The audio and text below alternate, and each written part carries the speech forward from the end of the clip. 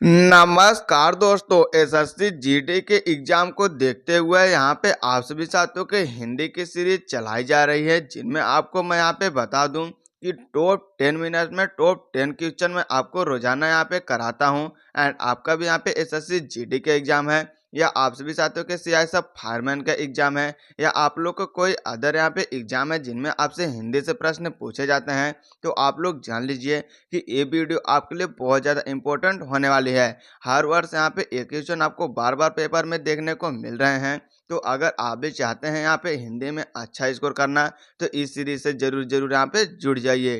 तो चलिए बिना टाइम वेस्ट करते हुए यहाँ पे हम क्वेश्चन शुरू करते हैं, जिनमें हम बात कर ले यहाँ पे पहले क्वेश्चन की। तो आप लोग साफ साफ यहाँ पे देख लीजिए, आपसे पूछा गया है जिसमें कोई पद प्रधान नहीं रहता है तथा अन्य अर्थ प्रधान होता है, वह कौन सा समास होता है। तो इनमें आपको बताना है कि वो कौन सा समास होता है जिनमें यहाँ पे अन्य पद यहाँ पे प्रधान होते हैं। तो आप सभी साथियों को यहाँ पे मैं बता दूं कि इसका आंसर यहाँ पे बहुब्रीहि हो जाएगा। तो आप लोग यहाँ पे देख सकते हैं पहले क्वेश्चन का यहाँ पे चौथा आंसर सही हो चुका है। तो हम लोग बढ़ जाते हैं दूसरे आंसर की तरफ, जिनमें आप लोग यहाँ पे साफ साफ देख सकते हैं दूसरे क्वेश्चन में आपसे क्या पूछा गया है। तो आपको यहाँ पे पूछा गया है कि गौशाला में कौन सा समास होता है। तो अब आप लोग यहाँ पे बताइए गौशाला में कौन से समास यहाँ पे होते हैं। तो आपको पता है कि गौ के लिए शाला होती है, तो आप लोग यहाँ पे देख सकते हैं ये तत्पुरुष के अंतर्गत यहाँ पे आते हैं। तो आप लोग यहाँ पे आसानी से देख चुके हैं कि दूसरे क्वेश्चन के तीसरा जवाब यहाँ पे सही हो चुका है। तो आई होप आप लोग को एक क्वेश्चन अच्छे से करने आ रहे होंगे एंड आप लोग भी इसके सही से आंसर यहाँ पे दे पा रहे होंगे।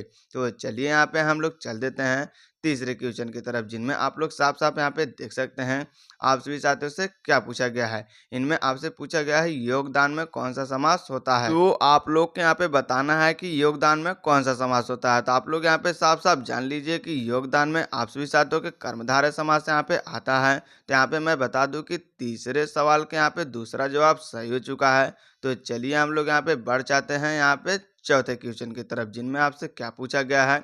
आप लोग खुद से भी इसके जवाब देने के यहाँ पे सोचिए, जिनमें बताया गया है देव जो महान है, मतलब कि आपसे इनमें पूछा गया है कि जो देव महान है उनके लिए कौन से समास का अंतर्गत यहाँ पे आता है। तो आपको पता है कि आप सभी साथी आसानी से इसके जवाब दे पा रहे होंगे, जिनमें देव जो महान है उसके लिए कर्मधारय के अंतर्गत यहाँ पे आता है। इसमें आपको बता दूं कि तीसरे अर्थ की तरफ यहाँ पे इशारा करता है, जिनमें किसी की ओर यहाँ पे इंगित हो जाता है, जैसे कि कोई भगवान हो गया कुछ हो गए, तो तब जाके बहुव्रीहि समास होता है। लेकिन किसी की तरफ यहाँ पे इंगित नहीं करता है, तो एक कर्मधारय के अंतर्गत यहाँ पे आता है। तो आई होप आप लोग अच्छे से जान चुके हैं कि चौथे क्वेश्चन का पहला जवाब यहाँ पे सही हो चुका है। तो हम लोग यहाँ पे बढ़ जाते हैं पांचवें क्वेश्चन की तरफ, जिसमें आपसे क्या पूछा गया है आप लोग साफ साफ यहाँ पे देख सकते हैं। आपसे यहाँ पे कहा गया हमें यथाशक्ति दान करना चाहिए। रेखांकित शब्द में समास पहचानिए। यहाँ पे रेखांकित आपको मैं बता दूं कि यथाशक्ति है, एंड ये तो सबको यहाँ पे पता होगा कि यथाशक्ति में अव्ययीभाव समास होता है, जिनमें यथा तथा तथा केवल यहाँ पे तद्यपि ऐसे वर्ड यहाँ पे आते हैं, तो वो अव्ययीभाव समास के अंतर्गत यहाँ पे आते हैं। तो आई होप आप लोग जान चुके हैं कि पांचवें क्वेश्चन का पहला जवाब यहाँ पे सही हो चुका है। तो हम लोग यहाँ पे बढ़ जाते हैं छठे क्वेश्चन की तरफ, जिनमें आपसे क्या पूछा गया है आप लोग साफ साफ यहाँ पे बताइए। आपको कहा गया है कि निम्न में से कौन सा बहुव्रीहि समास का उदाहरण है। इनमें आपको बताना है कि सुलपाड़ी, यथाक्रम या हसमुख या आप लोग के हथकड़ी। तो आप लोग यहाँ पे बताइए कि कौन सा यहाँ पे आप सभी साथियों का आता है बहुव्रीहि समास की तरफ। तो आपको मैं बता दूं कि यहाँ पे सुलपाड़ी आप लोग के बहुव्रीहि समास के अंतर्गत यहाँ पे आ जाते हैं। तो आप लोग देख चुके हैं छठवें क्वेश्चन का पहला जवाब यहाँ पे सही हो चुका है। तो हम लोग यहाँ पे बढ़ जाते हैं आप सभी साथियों के सातवें क्वेश्चन पे, जिनमें आप लोग साफ साफ देख सकते हैं आपसे पूछा है कि गुरुद्वय में समास है। तो आपको यहाँ पे बताया जाना है कि गुरुद्वय में कौन सा समास आता है। तो गुरुदेव जो गुरुओं में शेष है। तो आप लोग यहाँ पे समझ सकते हैं ये आप लोग के कर्मधारय समास के अंतर्गत आता है। इनमें किसी देवता की तरफ इंगित नहीं किया जाता है, इसलिए आपको बता दें कि ये कर्मधारय समास के अंतर्गत आता है। इनमें बहुत लोगों को लग रहा हो कि बहुव्रीहि समास है, लेकिन आप लोग एक बार देखेंगे तो एक गुरुदेव जो वर्ड है ये आप लोग को कर्मधारय समास के अंतर्गत आता है। तो आई होप आप लोग जान चुके हैं। सातवें क्वेश्चन के चौथा जवाब यहाँ पे सही हो चुका है। तो अब हम लोग यहाँ पे आ चुके हैं टोटल 8वें क्वेश्चन पे, जिसमें आपसे क्या पूछा गया है, चरण कमल में कौन सा समास है। तो आप लोग बताइए, चरण कमल में कर्मधारय समास है, बहुब्रीहि समास है, अव्ययी भाव समास है या तत्पुरुष समास है। तो आप लोग से मैं यहाँ पे साफ साफ बता दूं कि चरण कमल में आप लोग के कर्मधारय समास के अंतर्गत आता है।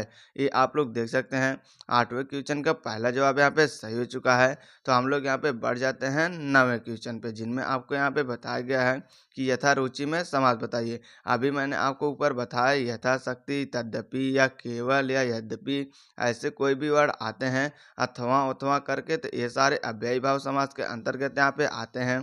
तो आप लोग आसानी के साथ यहाँ पे पहचान लेंगे ये अव्ययी भाव समास है। तो आप लोग देख चुके हैं 9वें क्वेश्चन का तीसरा जवाब यहाँ पे सही चुका है। तो हम लोग पहुंच चुके हैं यहाँ पे 10वें क्वेश्चन पे, जिनमें आप सभी छात्रों से क्या पूछा गया है, आप लोग साफ साफ यहाँ पे पढ़ लीजिए एंड आपको यहाँ पे जवाब देना है। निम्नलिखित में से कर्मधारय समास के अंतर्गत आता है। तो आपको बताना है इनमें से कौन सा कर्मधारय समास का उदाहरण है।